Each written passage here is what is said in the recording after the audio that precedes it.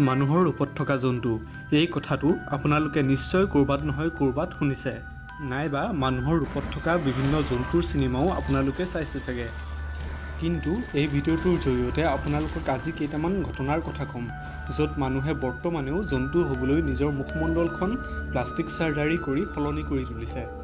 নমস্কাৰ বন্ধুসকল, আমাৰ ৰহস্যময় ইউটিউব চেনেলটোলৈ আপোনালোক সকলোকে স্বাগতম জনালোঁ।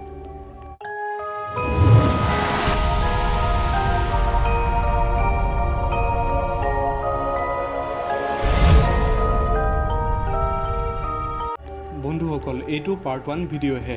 পাৰ্ট 2 ভিডিঅ'টো পাবৰ বাবে আমাৰ চেনেলটো যদি ছাবস্ক্ৰাইব কৰা নাই তেনেহ'লে ছাবস্ক্ৰাইব কৰি ল'ব আৰু লগতে বেল আইকনটো টিপি ল'ব যাতে ভিডিঅ'টো দিয়াৰ লগে লগেই ন'টিফিকেশ্যন দেখা পায়।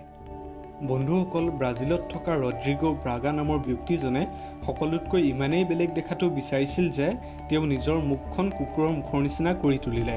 হয়, আপোনালোকে ঠিকেই শুনিছে। এই ব্ৰাজিলৰ যুৱকজনে প্লাষ্টিক চাৰ্জাৰী কৰি মৰা কুকুৰ এটাৰ মুখমণ্ডল নিজৰ মুখমণ্ডলত লগাই লয়। আপোনালোকে ভাবকচোন, এই প্ৰকৃতিৰ নিয়ম ভংগ কৰি মানুহৰ ৰূপটো কেনেকৈনো জন্তুৰ নিচিনা কৰিব পাৰিলে। কুকুৰৰ নিচিনা দেখাৰ মনোইচ্ছা পূৰণৰ বাবে এই যুৱকজনে নিজৰ মুখমণ্ডলখন কুকুৰলৈ ৰূপান্তৰিত কৰিলে। এইটো দেখিবলৈ বহুতো ঘৃণাদায়ক যদিও এওঁৰ এই অদ্ভুত লুক চাবলৈ সদায় বহুতো মানুহৰ ভিৰ হয়। এই পৃথিৱীত অকল জন্তুৰ নিচিনা হ'ব বিচৰা ব্যক্তি তেওঁৱেই যেন আছে সেইটো নহয়।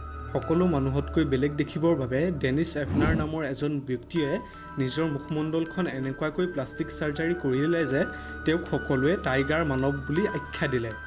হয়, এইজন বাঘৰ ৰূপত এজন মানুহ। ডেনিয়ে নিজৰ মুখমণ্ডলখন বাঘৰ নিচিনা হোৱাটো বিচাৰিছিল, সেয়েহে তেওঁ নিজৰ মুখমণ্ডলখনক 50টাতকৈ অধিক প্লাষ্টিক চাৰ্জাৰী কৰি এটা বাঘৰ নিচিনা কৰি তোলে। তেওঁৰ এই পাগলামী গুণটোৰ বাবে বৰ্তমান তেওঁ এজন সৰু সুৰা চেলিব্ৰিটি হিচাপে পৰিণত হৈছে।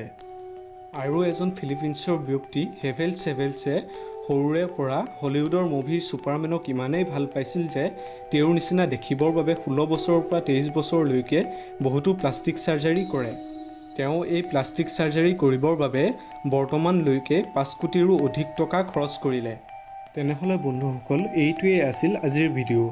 আহিব লগা পাৰ্ট 2 ভিডিঅ'ত মই জলপৰীৰ নিচিনা ৰূপ ধাৰণ কৰা এজন ব্যক্তিৰ কথা ক'ম, লগতে বহুতো আমোদদায়ক ঘটনাৰ কথা ক'ম। যদি আপোনালোকে ভিডিঅ'টো পাব বিচাৰে তেনেহ'লে তলৰ কমেণ্ট বক্সত পাৰ্ট 2 বুলি কমেণ্ট কৰিব।